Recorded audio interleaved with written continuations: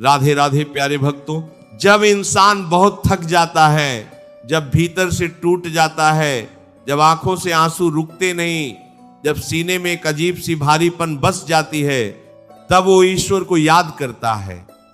और शायद यही वो पल होता है जब ईश्वर भी उसे सबसे ज्यादा याद करता है। दुख कोई सजा नहीं है, दुख एक संदेश है। और आज हम उसी संदेश को समझने की कोशिश करेंगे। एक बार एक बहुत बड़े संत थे, उनके पास दूर दूर से लोग आते थे।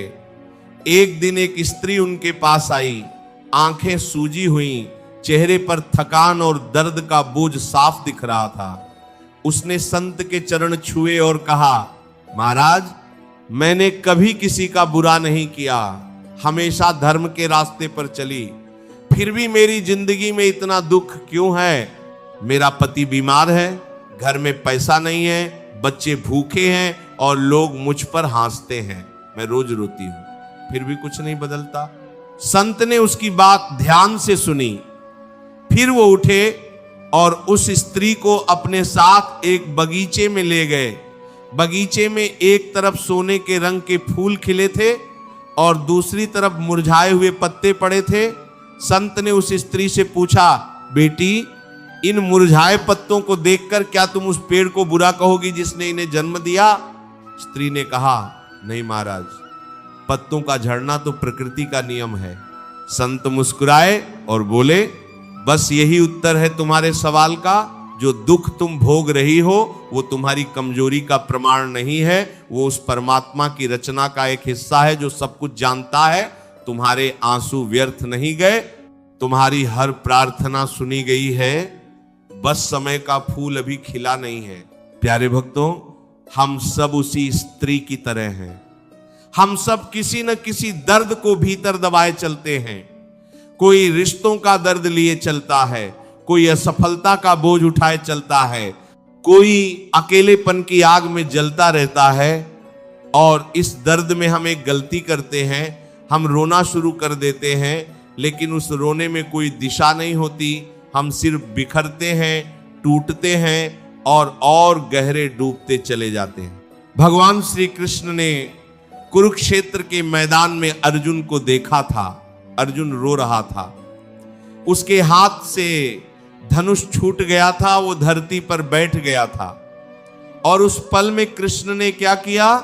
वो अर्जुन के पास बैठे, उसका दुख सुना और फिर उसे वो सत्य बताया जो युगों तक गूंजता रहेगा।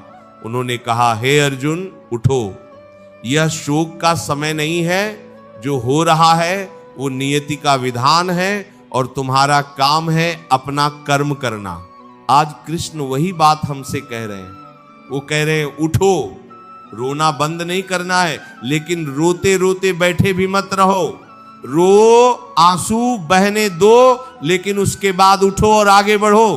एक और बात जो हम समझना भूल जाते हैं वो ये है कि दुख हमें कमजोर नहीं बनाता, दुख हमें गहरा बनाता है। जो इंसान कभी दर्द से नहीं गुजरा, उसे दूसरों का दर्द समझ नहीं आता। जो इंसान कभी टूटा नहीं, वो दूसरों को जोड़ने की ताकत नहीं रखता। दुख एक भट्टी है और जो इस भट्टी में तपता है वो सोना बनकर निकलता है। प्रहलाद का नाम तो आपने सुना होगा। वो एक छोटा सा बच्चा था जिसका पिता स्वयं उसका दुश्मन बन गया था। उसे आग में फेंका गया, पहाड़ से नीचे गिराया गया, हाथियों से कुचलवाने की कोशिश की गई, लेकिन प्रहलाद ने क्या किया? उसने रोना नहीं छोड़ा, लेकिन उसने भगवान का नाम भी नहीं छोड़ा। और जब उसने पुकारा, नारायण आए। हर संकट में, हर आग में, हर अंधेरे में भगवान वहां थे। यही भरोसा आपको भी रखना है। जब सब छोड़ दे, जब रास्ते बंद हो जाएं, जब लगे कि अब आगे कोई रास्ता नहीं, तब भी एक नाम है जो कभी नहीं भूलना, राधे राधे, कृष्ण कृष्ण। प्यारे भक्तों, एक बात और कहना चाहता हूं। हम अक्सर दुखी इसलिए नहीं होते कि हमारे पास कुछ कम है। हम दुखी इसलिए होते हैं क्योंकि हम वो गिनते हैं जो हमारे पास नहीं है और वो भूल जाते हैं जो हमारे पास है।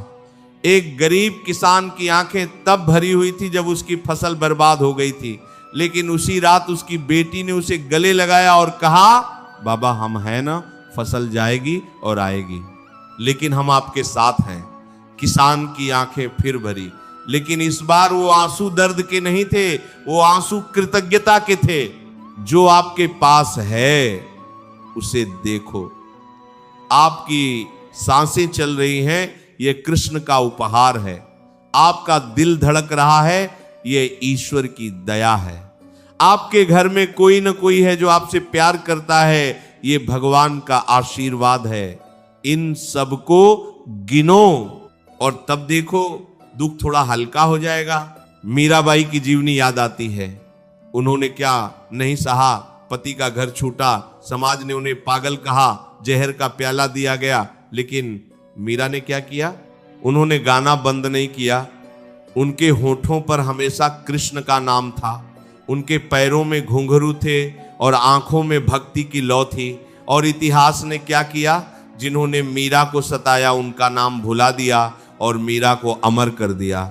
यह संसार की रीत है। जो टूटकर भी उठता है, इतिहास उसे याद रखता है। जो गिरकर भी लड़ता है, ईश्वर उसकी मदद करता है। जो रोकर भी मुस्कुराना सीख लेता है, उसका दुख कभी स्थायी नहीं रहता। आपके जीवन में जो भी दुख आया है वो एक परीक्षा है, और परीक्षाएं उन्हीं को दी जाती हैं जो उन्हें पास कर सकते हैं। कभी सोचा है कि कृष्ण ने स्वयं क्या क्या सहा? जन्म लेते ही कारागार में थे, माँ बाप से बिछड़े, बचपन में कंस ने बार बार मारने की कोशिश की, बड़े होने पर मथुरा छोड़नी पड़ी, द्वारका बसाई तो वहां भी संघर्ष था। महाभारत में अपनों को ही अपनों के सामने खड़ा देखा। क्या कृष्ण ने कभी हार मानी? नहीं, क्योंकि वो जानते थे कि जीवन का उद्देश्य सुख भोगना नहीं है, जीवन का उद्देश्य कर्म करना है, धर्म का पालन करना है। तो जब अगली बार आप रोने बैठे तो एक पल रुकिए, अपनी आंखें बंद कीजिए, कृष्ण का स्मरण कीजिए और मन ही मन कहिए, हे कृष्ण मैं अकेला नहीं हूं, तुम मेरे साथ हो, मेरा दुख तुम्हें पता है, मुझे उठाओ, मुझे शक्ति दो। और यकीन मानिए उस पल एक अजीब सी शांति आएगी। वो शांति जो किसी दवाई से नहीं मिलती, वो शांति जो किसी पैसे से नहीं खरीदी जा सकती, वो शांति सिर्फ कृष्ण के नाम में है, सिर्फ उनकी भक्ति में है। एक गुरु अपने शिष्य को एक दिन नदी के किनारे ले गए। उन्होंने एक पत्थर उठाया और पानी में फेंका, पत्थर डूब गया। फिर उन्होंने एक लकड़ी का टुकड़ा उठाया और पानी में डाला, वो तैरने लगा। शिष्य ने पूछा, गुरुदेव पत्थर डूबा और लकड़ी तैरी, ऐसा क्यों? गुरु ने कहा, क्योंकि लकड़ी के भीतर हवा थी, हल्कापन था। जब इंसान के भीतर ईश्वर का नाम होता है तो वो भी इसी संसार के पानी में तैरता रहता है, डूबता नहीं। अपने भीतर कृष्ण का नाम रखो, अपने भीतर भक्ति की लौ जलाए रखो। चाहे कितनी भी आंधी आए, यह दीपक कभी मत बुझने दो। जीवन में दुख आएगा, यह तय है। जीवन में धोखा मिलेगा, यह भी हो सकता है। जीवन में अकेलापन छाएगा, यह भी सच है। लेकिन जो इन सब के बाद भी अपना धर्म नहीं छोड़ता, अपनी भक्ति नहीं छोड़ता, अपनी मुस्कान नहीं छोड़ता, उसके लिए कृष्ण स्वयं रास्ता बनाते हैं। रोना छोड़ने का मतलब यह नहीं कि आप पत्थर बन जाए। रोना छोड़ने का मतलब है कि आप रोने में न डूबे, दर्द को महसूस करो, उसे स्वीकार करो, लेकिन उसे अपनी पहचान मत बनने दो। आप अपने दुख से बड़े हो, आप उस परमात्मा की संतान हो जिसने यह सारा संसार बनाया है, और उसकी संतान कभी हारती नहीं। आज से एक संकल्प लो, जब भी दुख आए पहले कृष्ण को याद करो, जब भी आंसू आए पहले उनका नाम लो, जब भी लगे कि अब नहीं सह सकते तब याद करो कि प्रहलाद ने सहा, मीरा ने सहा, सुदामा ने सहा, द्रौपदी ने सहा, और कृष्ण हर बार आए, वो आपके लिए भी आएंगे। वो देर करते हैं लेकिन अंधेर नहीं करते। इस सत्संग को जो भी सुन रहा है, जो भी देख रहा है, जिसने भी आज यहां तक का सफर तय किया, उसके जीवन से दुख दूर हो, उसके घर में सुख और शांति आए। कृष्ण की कृपा हर उस इंसान पर बरसे जो आज टूटा हुआ है, थका हुआ है, रो रहा है। यही हमारी प्रार्थना है। राधे राधे। अगर ये वीडियो आपको अच्छा लगा हो तो वीडियो को लाइक करके चैनल को सब्सक्राइब जरूर करें और कमेंट में राधे राधे जरूर लिखें। ये वीडियो अपने दोस्तों, परिवारजनों के साथ शेयर जरूर करें। मिलते हैं किसी और वीडियो में, तब तक के लिए राधे राधे। जय श्री कृष्णा।